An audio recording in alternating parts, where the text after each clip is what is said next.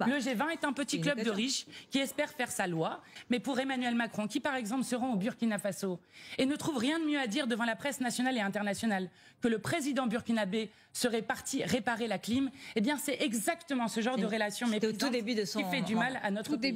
Ça ne vous interroge pas ce qui est en train de se passer avec les BRICS en ce moment? Ça ne vous interroge pas qu'ils sont en train de faire une monnaie commune, de travailler? Ça nous interroge, mais mais vous pouvez le prendre avec autant de mépris que vous voulez, monsieur Langlais.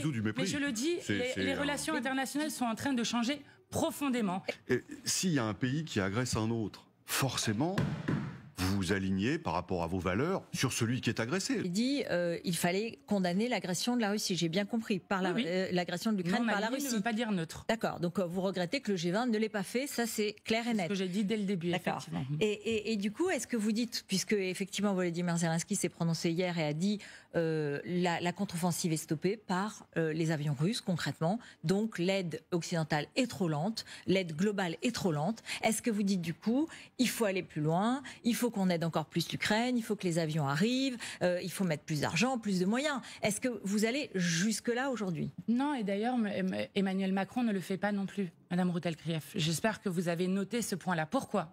Parce que nous devons rester sur une ligne de crête. Emmanuel Macron sur la formation des pilotes. La ligne de crête, c'est de faire attention à ne pas tomber dans une escalade qui ensuite emmènerait l'ensemble du vieux continent, et même peut-être plus, dans une guerre qui pourrait devenir d'ailleurs une guerre européenne puis mondiale. Donc il faut faire attention à l'escalade. Et moi, je pense que... C'est ce qu'il fait, c'est ce que vous lui reconnaissez alors du coup, parce que c'est ce qu'il fait Emmanuel Macron, il essaye de rester... Vous savez, vous lui reconnaissez là-dessus je critique dès que j'ai beaucoup de critiques à faire, et j'en ai énormément, mais ce que je veux dire, c'est qu'il ne faut pas tomber dans l'escalade. Et donc, pour nous, la question de la solution de la guerre en Ukraine ne passera pas par une résolution militaire. Elle ne passera pas par une victoire militaire. Peut-être qu'on a un désaccord là-dessus, mais pour moi, ça passe par la voie diplomatique. Et je le dis d'autant plus que depuis le début, nous avons alerté sur un certain nombre de points.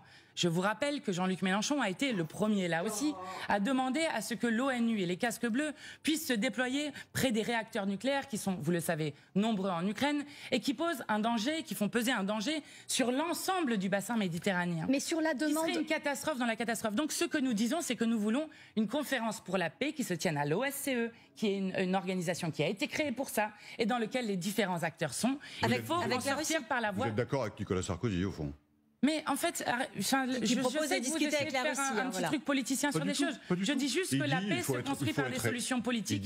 Il faut être réaliste, c'est exactement le discours que vous tenez.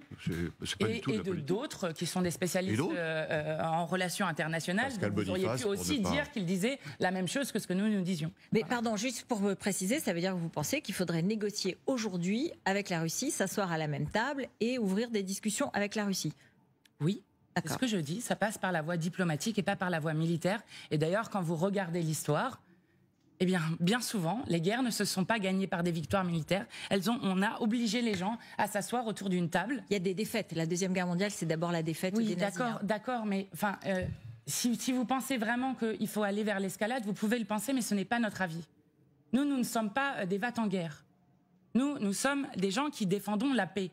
Et pour défendre la paix, eh bien, il faut faire en sorte que les instances qui sont prévues pour faire en sorte qu'on puisse négocier, trouver une solution politique à cette paix, puissent être activées.